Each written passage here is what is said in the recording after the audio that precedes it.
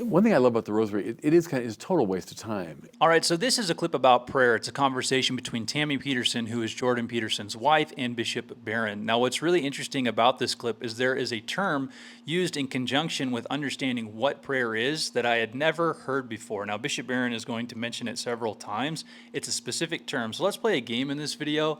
Go ahead and leave a comment below what you think that term is, and then afterwards, I will describe why I think this term is so important to understanding prayer and how it is kind of, at least through this clip, has provided kind of a revolutionary view of prayer that I had never had before. All right, let's go ahead and watch this clip. So Right.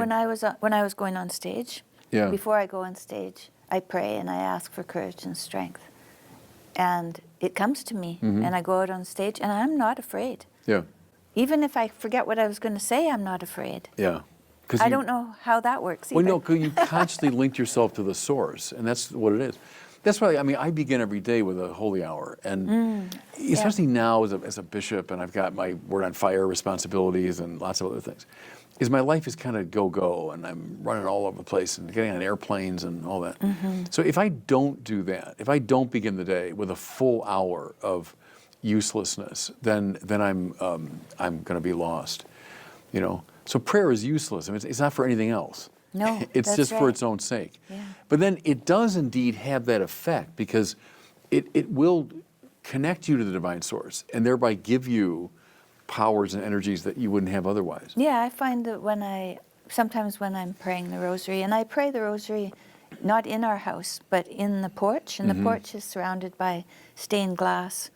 So I can see outside. Yeah. I can see the world. Yeah. But I am there sitting on my couch that has a sheepskin, and some of my drawings that are behind. It's my place. I have It's a your candle, and I sacred have my place, rosary yeah. there, and I can sit. Yeah. And I pray the rosary, and I try to, when I first began, I prayed for each of my family members and whoever else I could think of that took up all the beads on the rosary.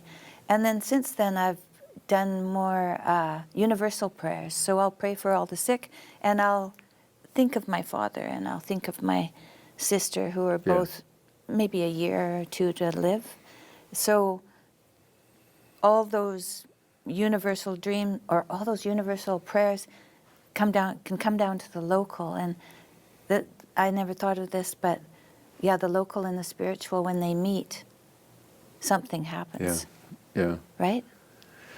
Well, you're saying a lot there, you know, but the sacred place, mine is over my home. I have a chapel, right? Right. And as a bishop, I have the privilege of having the Blessed Sacrament in my chapel. Right, yes. So that's the place I go, you know, and it's with icons and with different decorations and all that. And it's my spot, this chair that I'm in. I almost invariably begin with either a decade of the Rosary or the Jesus prayer, you know, from the Eastern Jesus tradition. prayer, yeah. Lord Jesus I love Christ, that. Son of the living God, have mercy on me, a sinner. That makes me humble, that. Right. Repeated over and over again. you know. Yeah. So I usually begin with that, but that's just a centering exercise and to make sure that I'm grounded. And I try, like, one thing I do just automatically, the phone stays elsewhere. I won't bring it in there because it's just too distracting. But sit in silence and openness. And one thing I love about the Rosary, it is it's a total waste of time. You know, you start here and you go all the way around, you get back where you started from. Yeah, it that's doesn't right. get you anywhere. Yeah. It's a meditative, contemplative, good It's in useless, itself. what you said. It's useless, like you yeah. said, it's useless. No, quite right. The best things in life are useless. And so Best the Rosary's things in like, life are useless. it's true though. I mean, good. Aristotle knew that, and he was right about that. Oh, he knew that. Yeah, because if it's useful, then it's subordinated to some end beyond itself. And then, okay, what's that? You must finally get to something that's just useless, like watching a baseball game or praying the Rosary or having a conversation. Jordan and I went to the baseball game. Oh, really? It was a long time ago in Boston, and he just worked all the time when he was at Harvard, you know, work, and then he'd come home and be with us, and then work. And we would go to this baseball game, and he goes, wow, like, this is boring. Right, but... And then he said, oh, I guess that's what it's all about. Yes.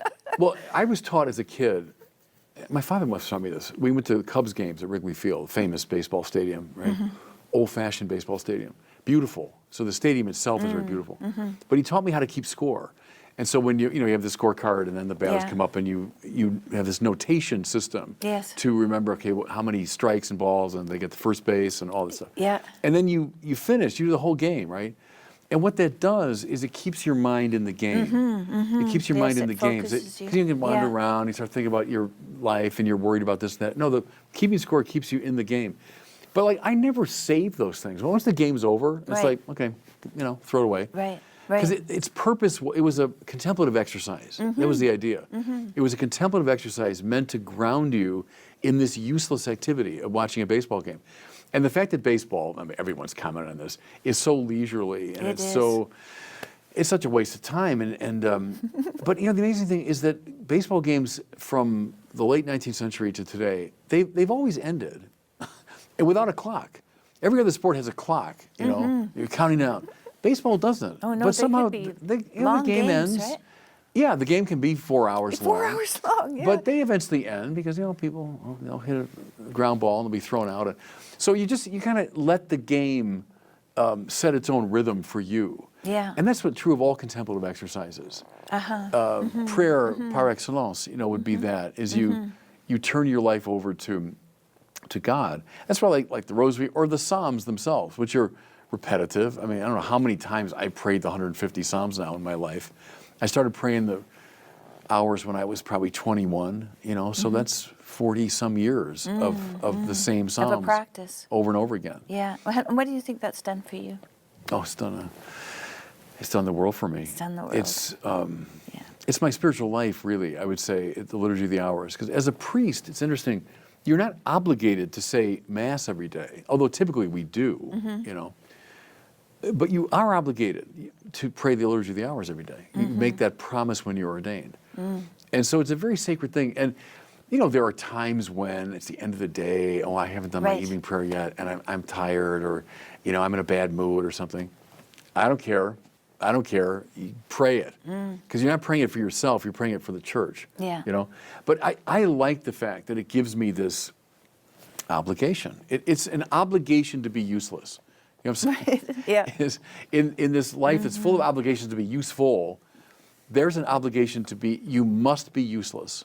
I am not going to let you go to bed with an entirely useful day. You've got to be useless. So in the morning I do part of the office, and then in the course of the day I'll do other parts of it. Oh, I see, yeah. When you have time, you put it in. Well, but the point of the liturgy of the hours. So you don't sit a whole hour necessarily? No, I do part of it in the morning with my holy hour. Okay. But the idea of that, of course, is to sanctify the day. So you're meant to pray it at different times of the day. Right. Something in terms of the meals, like you should have morning prayer, at breakfast, you should have midday prayer around noon, you should have Right. evening prayer at dinner, and then compline before you go to bed. Yes. So that way you sanctify the whole day. All right, what do you think the term is? The term is uselessness. Now, that's a very interesting term. Usually when we use that term to describe something, it basically says that something is not significant. There's a sense of significance tethered to that term.